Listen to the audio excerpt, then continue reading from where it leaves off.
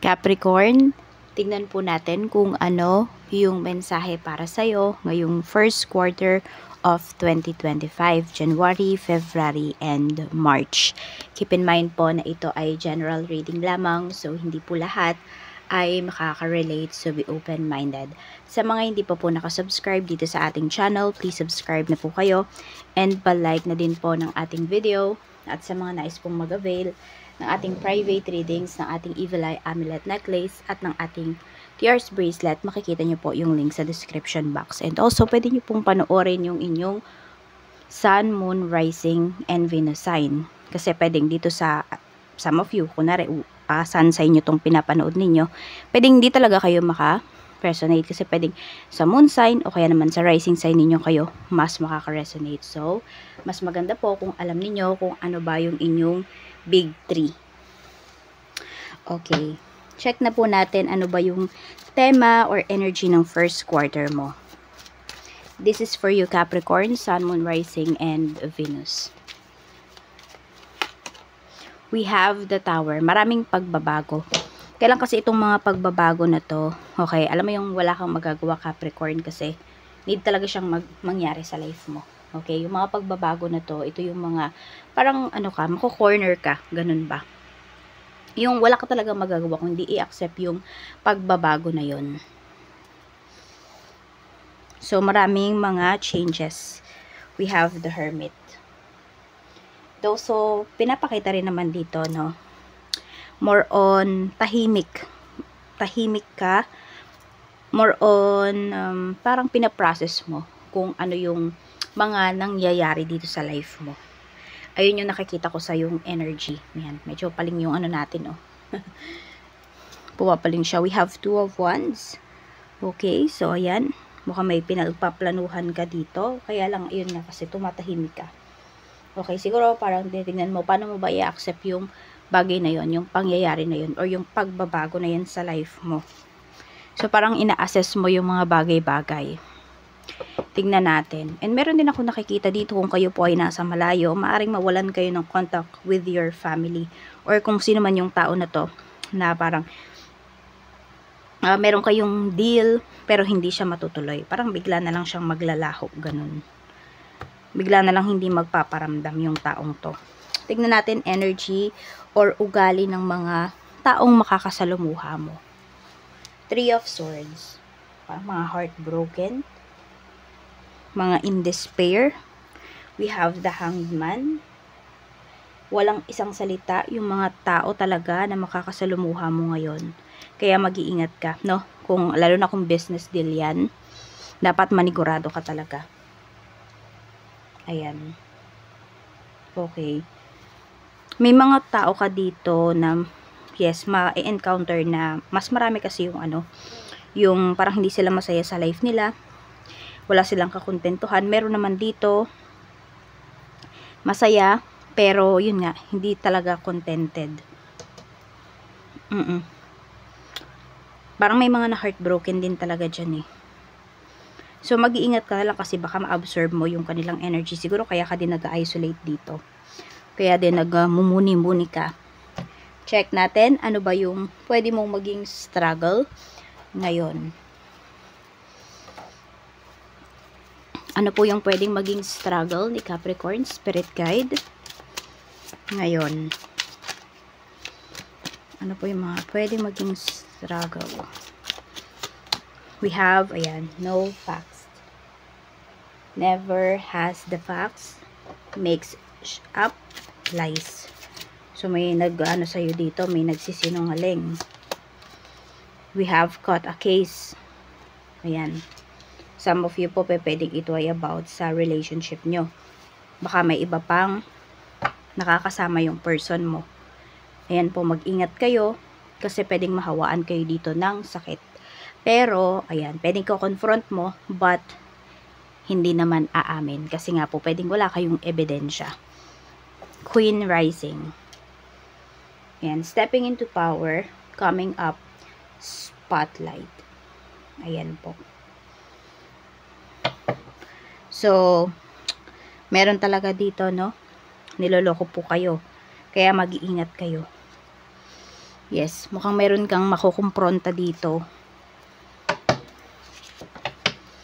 So, mag-ingat kayo ha. Kasi ito, pwedeng nafe-feel nyo every time nakasama nyo yung tao na yon, or kung may nangyari man nga po sa inyo, nagkakasakit po kayo. Or basta, pwede rin kasi na hindi siya sakit physically. Kung hindi po, pwedeng spiritually. Or, hindi physically, pwedeng emotionally or mentally. Alam mo yun, parang, lagi kayo nag-overthink kapag, may nangyayari sa inyo nung tao na yon. Diba? Parang, basta iba yung nafe-feel mo. Lagi kang kinakabahan. May something dun sa tao na yon. Kaya ganun yung nararamdaman mo. Okay, yung sabihin natin, yung parang mga unhealed version ng kanyang sarili, napapasa niya sa'yo or nadadamay ka. Tignan natin. Kasi nga, pwedeng hindi lang kasi ikaw yung kinakasama ng tao na yon. O yung sinasamahan ng tao na yon. Kaya ganyan yung nafe-feel mo. Tignan natin, pagdating naman po sa mga blessings na pwedeng dumating. Spirit guide, blessings naman po. We have 7 of Cups.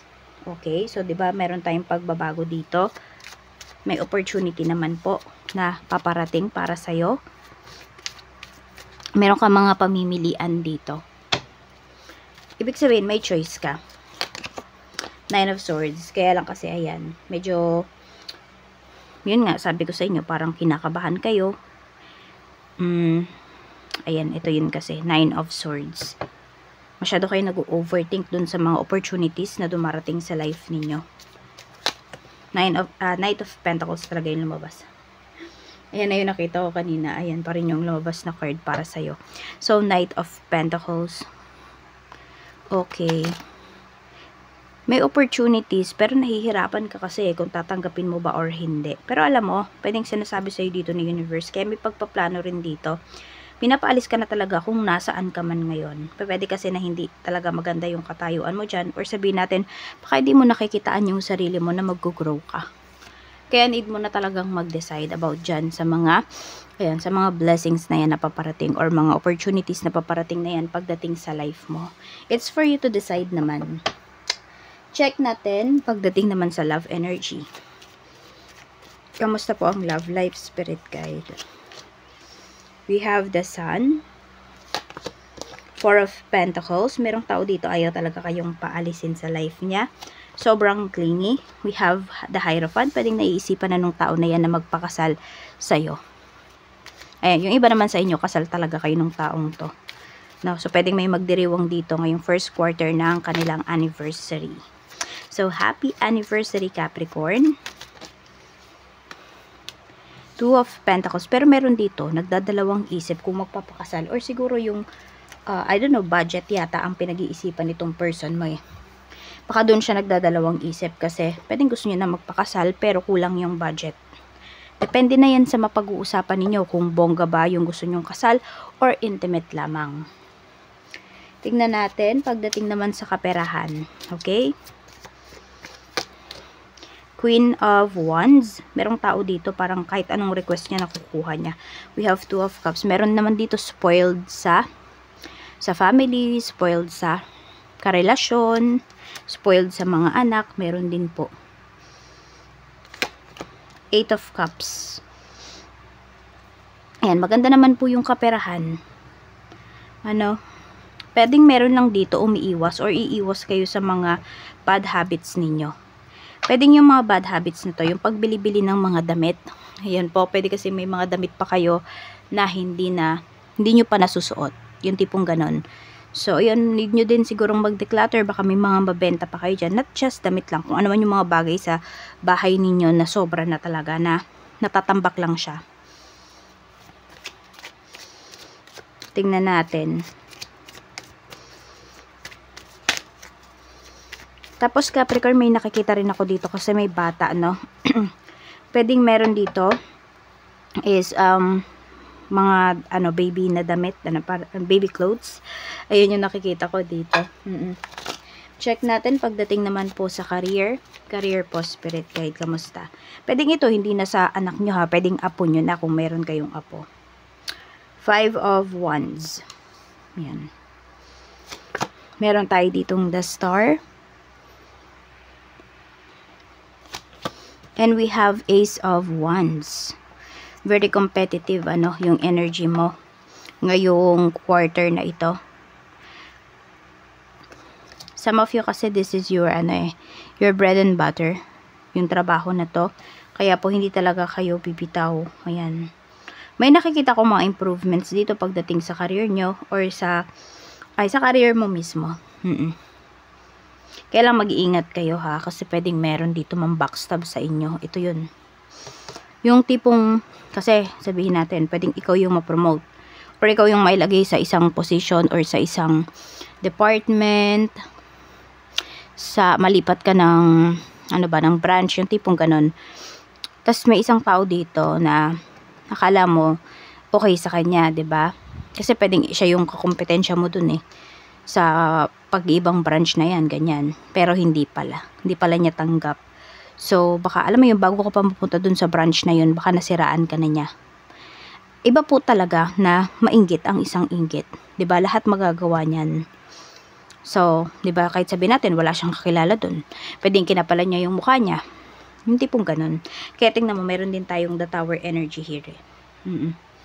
Ayan, the tower energy. Diba? Pwedeng may naninira sa'yo.